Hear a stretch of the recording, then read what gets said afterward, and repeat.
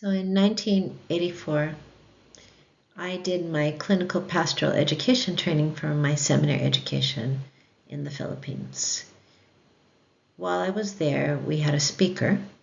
I was working in a hospital, but we had a speaker who came who had been doing clinical pastoral education in an urban poor squatters barrio. That's an informal settlement. That's where people live in casas de cartón. They live in cardboard shacks. And she had gathered a group of women in this particular settlement, and she was going through the program, training them to be chaplains to their neighbors in the barrio. So each of them had an area of the barrio that was their area and where they would visit, and they would do chaplaincy visits. However, something different happened than happened in that program normally. In the program normally it trains individuals to be chaplains. But in that context, the women not only discovered their own individual capacity to minister, they discovered their common capacity to change their lives and to change their barrio. So they started a small business as they started a pig raising collaborative. When the informal settlement was going to be bulldozed by people who were going to set up an apartment building, they called on the National Urban Poor Squatters Association. No one had ever done that before, and asked for help. And the association came and they organized a circle of human bodies to defend the area, which was sometimes effective, and in that case it was.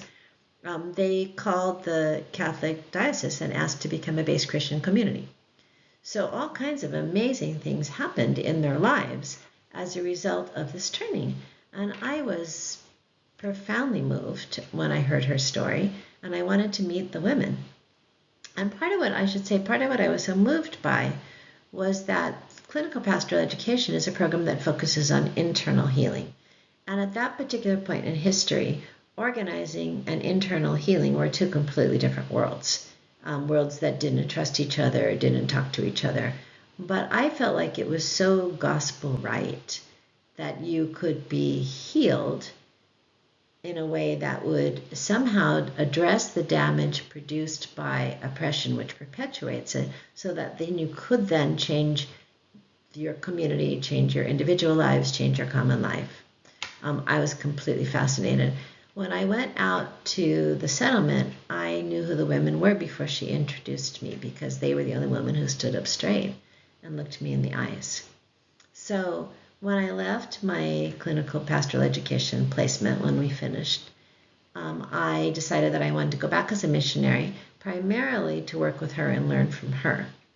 So I arranged through the Episcopal Church to go back as a missionary and to be a chaplain at the hospital, but also to work with urban poor squatters. So when I got back there, I discovered that a week before I returned, she had been called to Rome. And so what I did instead was I moved in with the women. That I worked with them, I lived with them. I wanted to understand from them what had happened to them. So what we began to talk about was, first of all, their understanding of the damage in them that had been healed by the program.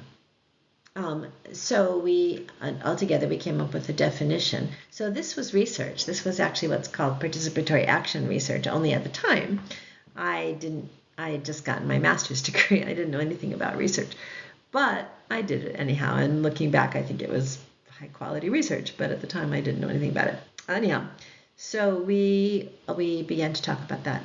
And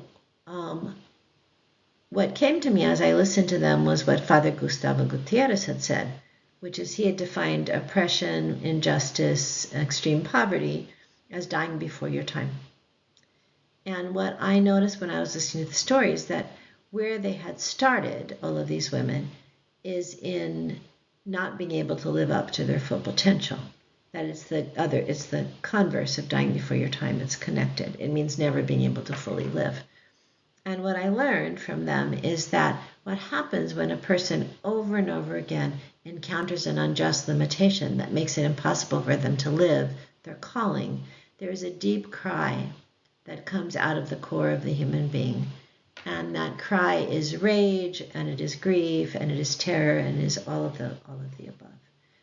And so these women lived with that cry. but they lived with it in a way that we were able to all define together. The first thing that we were able to define together is that one of them came up with this image of a stunted plant, like a little plant that never grows to its full potential, never grows to what it could be, because it doesn't have enough soil or enough sunlight or enough moisture or enough room, and so it never becomes what it could become. But it doesn't know that it could become something else. It thinks that that little stunted plant is just what it is. And that's how the women talked about themselves, that they felt like little stunted plants at the beginning, like they were small and they were the only size that they could be. And that in the literature, now I know the literature, is called low self-esteem.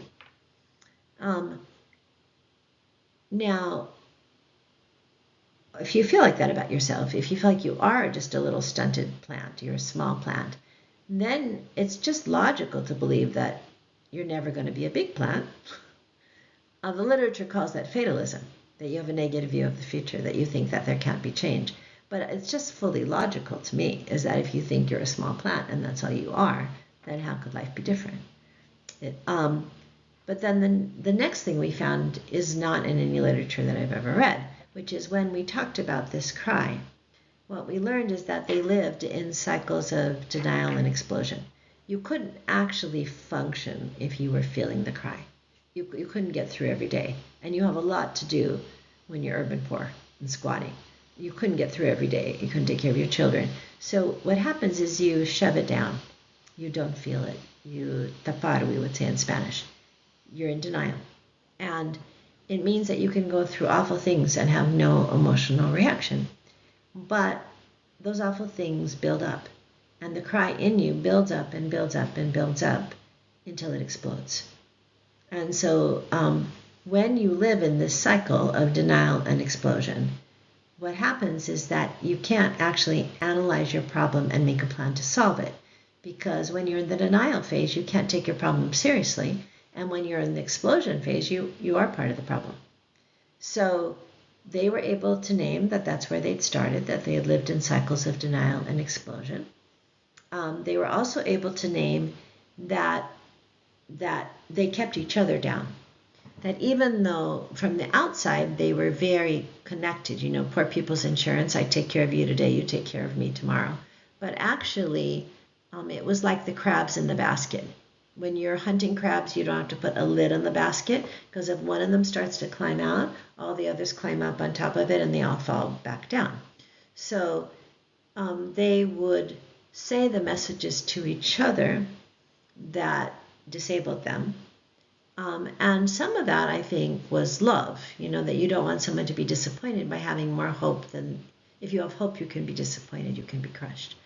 And so, whatever mixture of motivations you want to connect with it, the mutual sabotage was constant. And then the last thing that they identified in terms of defining where they had started with, before the program, is that they saw people who were bigger plants, who were less oppressed as another species. They're just, they could admire them or hate them, but they couldn't learn from them because they weren't like them. They were different species. And I think quite often people are privileged to see people that are oppressed as another species as well, this other species dynamic.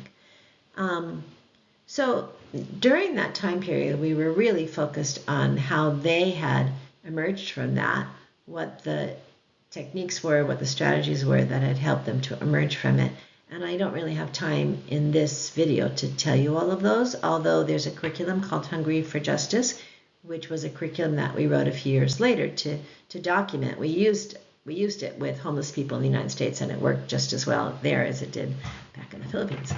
So, although we made a number of adjustments to it. So the Hungry for Justice curriculum was after we had done some of this work with homeless people in the States. We wrote it up as a curriculum, and that you have it online, on the site. So I'm not going to go into detail about all the steps, all the exercises we came up with. But it was actually only after I came back stateside that I began to think about the psychological and spiritual damage that is created by privilege. So it's the same system that damages people, but it damages people differently depending on where they are on the continuum between privilege and oppression, between having every opportunity and having unjust limitations everywhere you turn. When people have privilege, there's various kinds of spiritual damage that occur that we had actually began to research back in the States.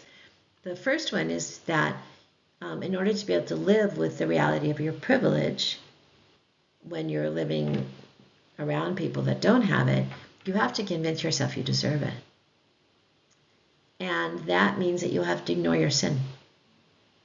You have to ignore that people with privilege are alcoholic just as often as people on the street. They just don't end up on the street because of it, because they have support networks, and money operates as a support network. So does, being in a certain position in society. So there's this lying, this masking and this lying, because again, if you lie to yourself about the sickness, as Jesus said, if you pretend you're not blind, you can't be given sight. If you lie about the sickness, you can't get well. So this masking is one of the psychological and spiritual damages caused by privilege in an oppressive system that perpetuates the system. Also entitlement, the sense of entitlement, which makes it very hard to work collectively. And then what I call useless guilt, which is one of the ways of living with privilege and being able to keep living with privilege is that you pay for the privilege with guilt, but it doesn't cause you actually to share power. It doesn't cause you to change. It's just a way that you pay for your privileges to be guilty. So those are all spiritual illnesses that help perpetuate the oppressive system as well. So even though I'm not going to go through the whole series of steps, I want to say that essentially what we did with people was to release the cry, to renew the renewing of your mind, to counter the programming of the society. And we countered it as we did in the base Christian communities. We countered it with the divine truth. So the liberating word counters the disabling word of the society. The blessing of the word counters the curse of the society.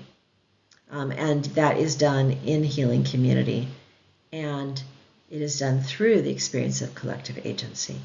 That as you actually begin to experience collective agency, that helps to heal trauma, and it becomes a major ingredient in the process. So go through the curriculum if you like, and I hope this is a good starting place.